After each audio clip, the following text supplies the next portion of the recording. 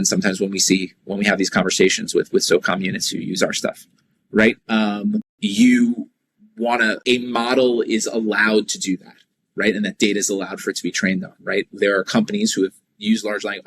There are scenarios where big companies have used large language models to help them code, and they were coding, proprietary secrets of their own. Like, no one else has given me that before. Okay, I'm going to start answering based off that, or I'm going to answer based off that and other stuff. So those are kind of two different ways to do it, right? One is to actually be able to see exactly what Dennis searched, right? The other way is to say, well, Dennis asked this really interesting question, and we haven't seen a lot of other data like that on that question before. And so now we're going to start answering questions or giving stuff back because, out of all the stuff we've searched, the only stuff that answered or had a statistical probability to be the same thing is the stuff that Dennis wrote. And so without it tying directly back to, now it's in there and it's out there. And once it's in there, there's no way to really pull it back out. Because I could see, I guess a problem is, I guess it can be a double-edged sword.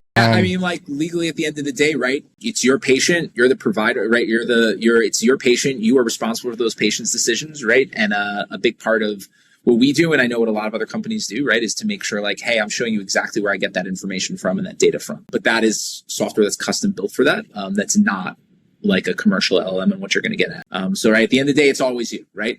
It's the difference between a medical device being certified by the FDA and not.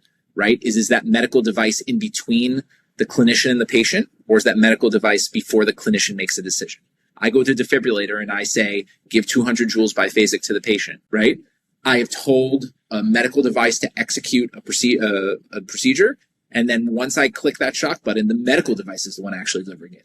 I think it's just like anything else, one step at a time in that direction. But at the same time, as a medic myself, I think it's a better assistant and helper in the medic being a better medic, right? And being like a force multiplier for that medic, rather than saying, I think we're a long way away from replacing the medic, right? If ever.